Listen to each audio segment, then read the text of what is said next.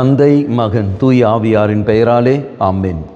இயேசு கிறிஸ்துவின் அன்புமிக்க சகோதர சகோதரிகளை உங்கள் அனைவருக்கும் கிறிஸ்து இயேசுவின் அன்பு கலந்த வணக்கத்தை தெரிவித்துக் கொள்கின்றேன். இந்த நற்செய்தி பாகமானது யோவான் நற்செய்தி 6ஆம் அதிகாரம் 44 முதல் 51 வரை திருவாக்கியங்கள்.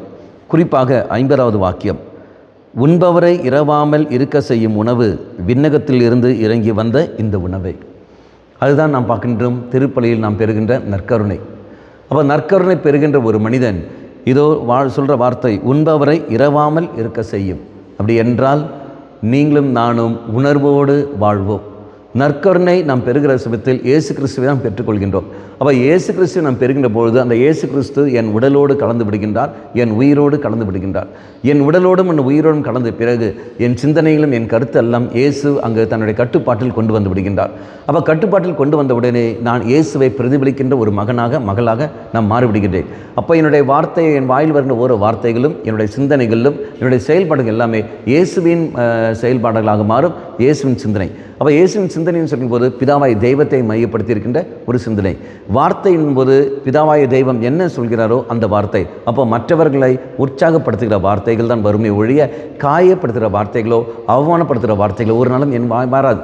அப்போ செயல்பாடு என்று சொல்கிற சமயத்தில் பிறர் அன்பை மையப்படுத்தி நான் செல்வேன். அப்போ இதெல்லாம் எங்கேருந்து எப்போ ஏற்படும்? இயேசுவை நான் உட்கொள்கின்ற சமயத்தில் நற்கருணை ஆதரவு பெறுகின்ற பொழுது அந்த நற்கருணை ஆதரவு எங்கே நான் பெறுகின்றேன்? திருப்பலியில்.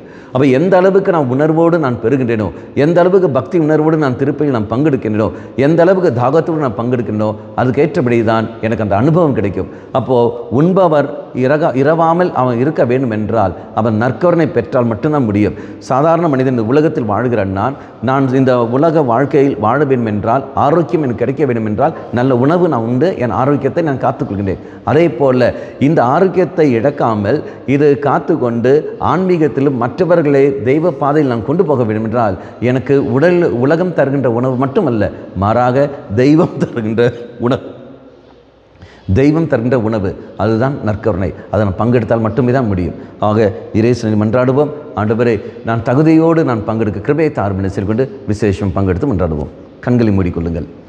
தெய்வமே, நற்கருணையில் முழு பக்தியோடு உணர்ந்து செயல்பட கிருபையை தந்தருளும்.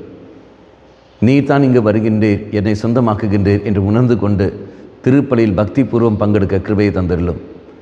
ஆண்டவரே, என்னை முழுமையாக உம்முடைய கட்டுப்பாட்டில் நீ தம்மை வைத்தருளும்.